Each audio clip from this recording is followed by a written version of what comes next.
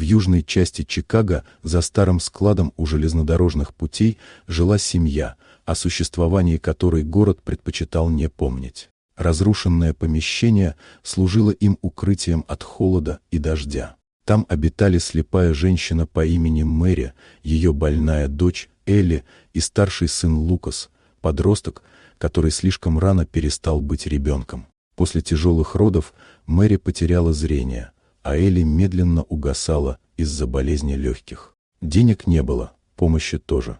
Лукас каждый день бродил по улицам, собирая металл, бутылки и случайную мелочь. Его гнали отовсюду, над ним смеялись, но он возвращался снова, потому что дома его ждали. Однажды, забредя в деловой район, он оказался возле дорогого ресторана, куда заходили люди, для которых нужда была абстрактным словом. Там на него обратил внимание состоятельный бизнесмен Ричард, привыкший развлекаться за счет слабых. Ради насмешки он заставил мальчика петь перед публикой. То, что произошло дальше, изменило многое. Голос Лукаса оказался грубым, неученым, но в нем звучала такая искренность, что смех исчез. Песня была простой, почти детской, но она несла правду жизни, в которой нет роскоши, зато есть боль и надежда. Среди слушателей оказался пожилой меценат Генри Коллинз, человек с прошлым, полным утрат. Услышав пение, он увидел в мальчике не объект жалости, а силу. С этого дня жизнь семьи начала меняться.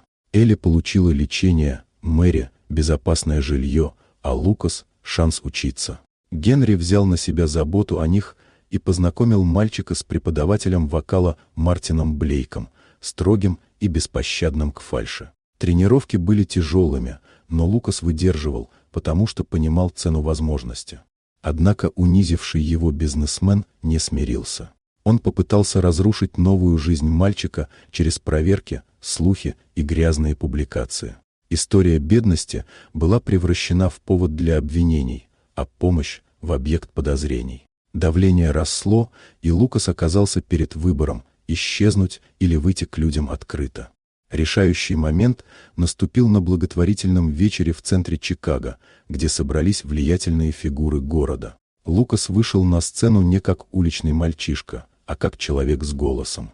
Его песня стала рассказом о тех, кого не слышат, о страхе, унижении и достоинстве. Это было не выступление, а исповедь. Запись разошлась по сети за часы. Общественное мнение изменилось, обвинения рассыпались, а правда оказалась сильнее денег. Болезнь Элли отступила, Мэри начала помогать другим незрячим, а Лукас получил предложения от музыкальных школ и фондов. Но история не стала сказкой. Прошлое Генри тоже всплыло, напомнив, что даже добрые поступки не стирают старых ошибок. Теперь Лукас понимал, его путь – не только сцена и музыка, но и ответственность за правду, которую он несет. Он больше не был мальчиком из заброшенного склада. Он стал голосом тех, кого слишком долго заставляли молчать. Вот такая удивительная история. Дорогие друзья, напишите в комментариях, откуда вы смотрите это видео. А если вам понравилась история, то поставьте лайк, а также подписывайтесь на канал, впереди еще много интересного.